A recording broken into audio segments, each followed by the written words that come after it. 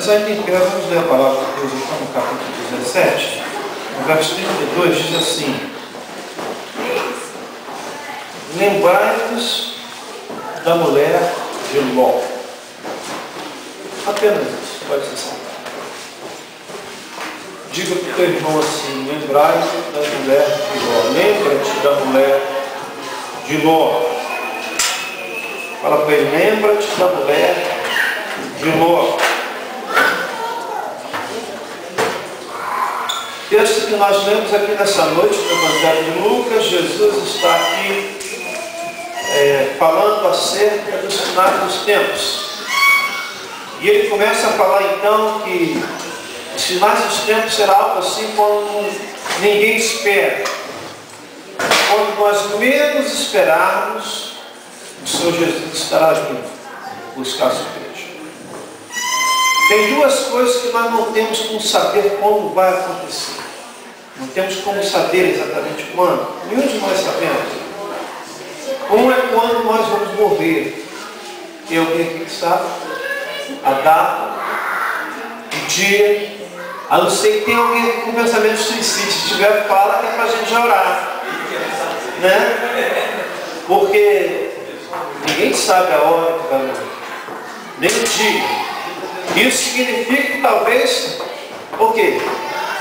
Que pode até acontecer de alguns de nós morrermos hoje, nem amanhã, hoje à noite.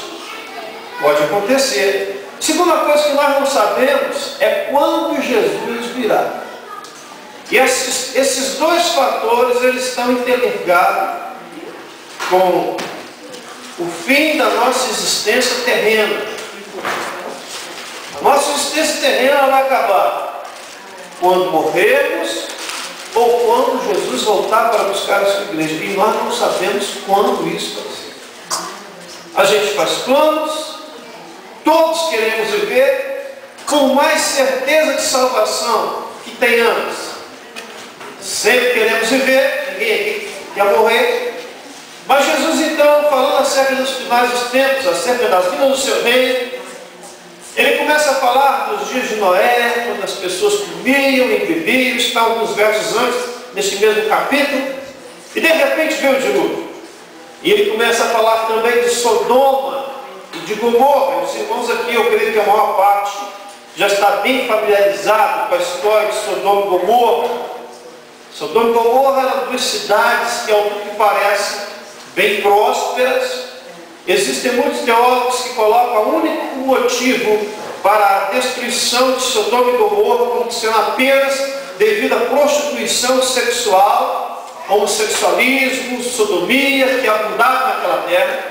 Mas existem alguns teólogos também compostos em alguns textos do livro do Antigo Testamento que mostram que Sodoma e Gomorra também praticavam uma injustiça social muito forte. Ou seja, não se preocupavam com os pobres, não tratavam dos carentes. Este também era um dos maus de Sodoma e Gomorra. E Jesus traz, além do povo de Noé, Jesus traz também a lembrança aqui, o povo de Sodoma e de Gomorra. E ele fala, também vai ser semelhante aos dias de Sodoma e de Gomorra, quando todos faziam o que queriam, comiam, bebiam, faziam compras, vendiam, e achavam que nada ia acontecer, e de repente aconteceu. E aí Jesus faz uma advertência, ele simplesmente fala uma frase assim, olha: lembrai-vos da mulher de Ló. E se a gente for entender bem essa palavra de Jesus aqui, Jesus está nos dando aqui uma dica. Eu poderia dizer quase que um mandamento, vamos chamar assim. Olha, ele está falando, olha, lembra-te da mulher de Ló. Eu quero perguntar nessa noite, teve alguém aqui que durante este dia, hoje, você lembrou da mulher de Ló? Alguém lembrou hoje da mulher de Ló? Talvez vai ter marido que vai até falar assim, meu pastor, se a minha mulher souber que eu estou pensando na mulher dos outros, não vai ser muito legal, né? Mas Jesus fala aqui, lembra da mulher de Ló. O que é que Jesus está falando isso para a gente aqui? Ló estava vivendo um período de muita prosperidade na sua vida. A Bíblia diz que cresceu tanto o seu rebanho, tanto as suas ovelhas, que já não dava mais para estar junto de Abraão. E estavam tendo atrito os pastores de Ló com os pastores de Abraão, e tiveram que se separar, porque era muita prosperidade de Ló. E a prosperidade de Ló, ela vinha sobre Ló não por causa dele, mas porque ele estava junto de Abraão, que é um homem abençoado. Porque quando a gente anda com gente abençoada, a tendência é nós recebermos bênção.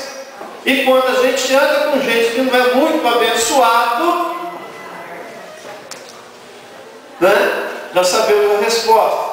E a Bíblia diz então que Abraão chegou para lá e falou: olha, não dá mais para continuar junto, escolha um lugar para você ir, Ló. Se você for para a direita, eu vou para a esquerda. Se você for para a esquerda, eu vou para a direita.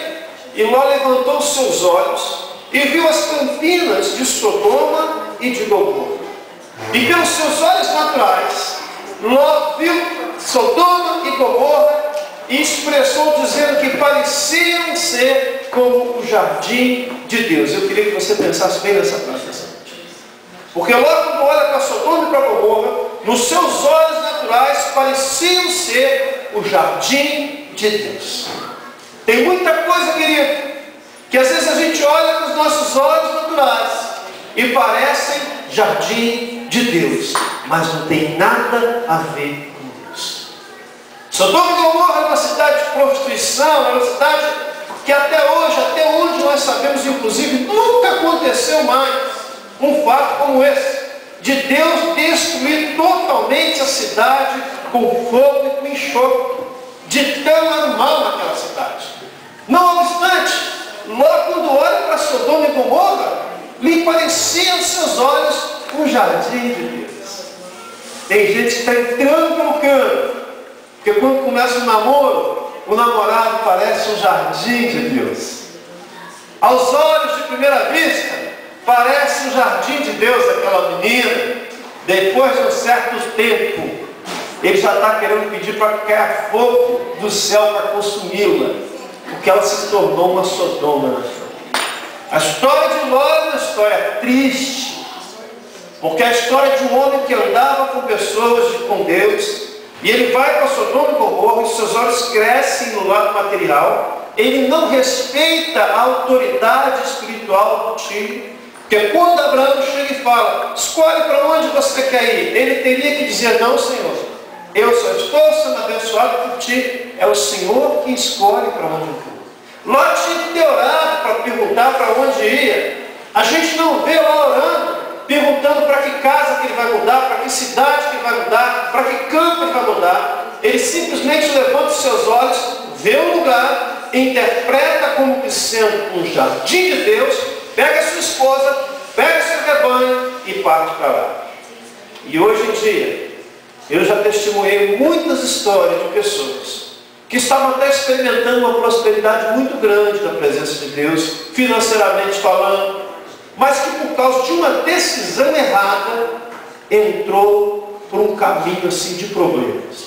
Porque, irmãos, nós temos a tendência de, às vezes, vamos ser sinceros, quando algumas coisas estão dando errado na vida da gente, nós achamos sempre algum culpado.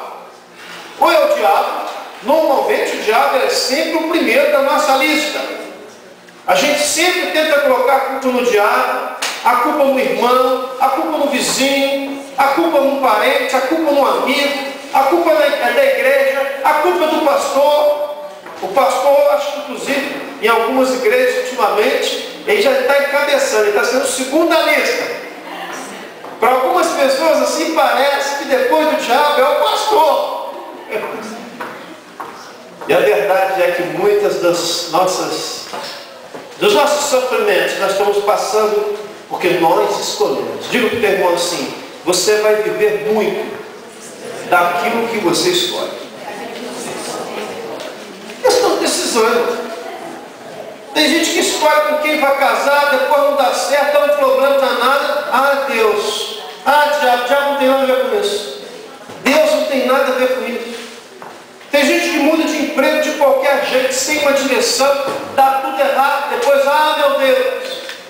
Tem gente que muda, sei lá, né, de escola, de casa, de país,